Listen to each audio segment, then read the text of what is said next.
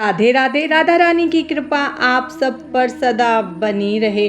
आप सभी को जन्माष्टमी की हार्दिक शुभकामनाएं। आज की इस वीडियो में हम जन्माष्टमी की सरल पूजा विधि के बारे में जानेंगे। तो चलिए हम अपनी वीडियो शुरू करते हैं। जन्माष्टमी के दिन आप सुबह जैसे पूजा करते हैं वैसे पूजा कर ले और शाम के समय आप या तो अपने घर के मंदिर में या अलग से एक चौकी लगाकर, आपके पास अगर लड्डू गोपाल है तो आप वो ले। अगर आपके पास लड्डू गोपाल नहीं है तो भगवान कृष्ण की जो भी आपके पास स्वरूप है, फोटो या मूर्ति, आप उसे लेकर चौकी पर रखें। फिर आप एक लाल या पीले रंग का साफ कपड़ा लेकर भगवान की तस्वीर को आप उस कपड़े से ढक दे। अगर आप खीरे से जन्म करवाते हैं तो भगवान के पास एक डंठल वाला खीरा रखें और उसके पास 1 रुपए का सिक्का रखें। अगर आप जन्म नहीं करवाना चाहते हैं तो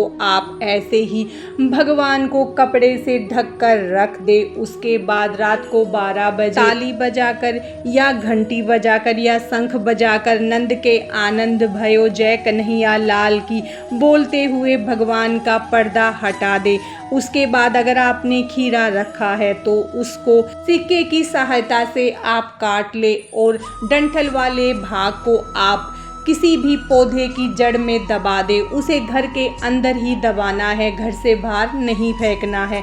उसके बाद जो खीरा बचा है उसका हम पहले भगवान को भोग लगाएंगे और फिर उसको सब प्रसाद रूप में ग्रहण करेंगे। अगर आपने फोटो या प्रतिमा से भगवान की पूजा की है तो आप स्नान की भावना करवाते हुए एक कटोरी लेकर चम्मच की सहायता से भगवान का स्नान करवा ले और जल को कटोरी में छोड़ते जाएं। इसी तरह से आप फोटो या प्रतिमा का स्नान करवा ले। अगर आपने लड्डू गोपाल का जन्म करवाया है तो आप सबसे पहले लड्डू गोपाल का पंचामृत से स्नान करवाए। फिर उनका शुद्ध जल से स्नान करवा कर उनका अंग पोषण करे। फिर उनकी इत्र से मालिश करे। उसके बाद उनको सुंदर सी नई पोशाक धारण करवाए और उनका सुंदर सा श्रृंगार करके चौकी पर विराजित करे। अगर आपने फोटो से पूजा की है तो भगवान को स्नान के बाद आप तिलक लगाए, अक्षत अर्पित करें, वस्त्र स्वरूपी कलावा अर्पित करें, उनको जनेऊ अर्पित करें, फिर तुलसी पत्र अर्पित करें, फिर भगवान को पुष्प अर्पित करें। उसके बाद भगवान को आपने जो भी भोग बनाए हैं वो अर्पित करें। जन्माष्टमी के दिन अगर आप ज़्यादा भोग नहीं अर्पित कर सकते हैं तो एक माखन मिश्री का भोग तुलसी पत्र डालकर भगवान को अवश्य अर्पित करें। उसके बाद आप धनिये की पंजीरी का भोग भी भगवान को जरूर लगाए। उसके बाद पंचामृत बनाकर उसका भी भोग भगवान को लगाए। इस दिन भगवान को तुलसी की मंजरी आप जरूर अर्पित करें।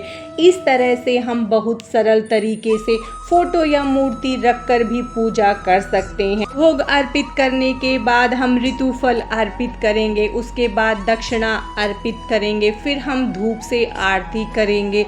फिर हम दीपक से या कपूर से भगवान की आरती करेंगे। आरती करने के बाद हम जल का लोटा लेकर चंद्रमा को अर्घ्य देंगे। उसके बाद हम भगवान का चरणामृत ग्रहण करके जन्माष्टमी के व्रत का पारण करेंगे। अगर आपने लड्डू गोपाल की पूजा की है तो पूजा के बाद उनको आप थोड़ी देर झूला अवश्य झुलाएं।